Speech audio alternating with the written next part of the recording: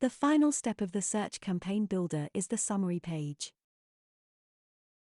If all elements of your campaign build have been completed, you'll see all green ticks. If there are any errors or omissions, then a red cross will appear to identify where action is required.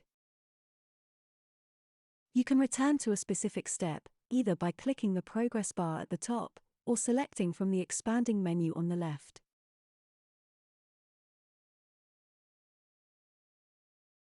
Once you are happy your campaign is ready, you have two options.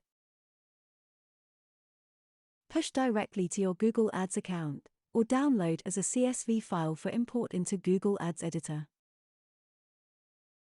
To upload directly to your Google Ads account, press the Push to Google button. Alternatively, press the Export button to download the CSV file.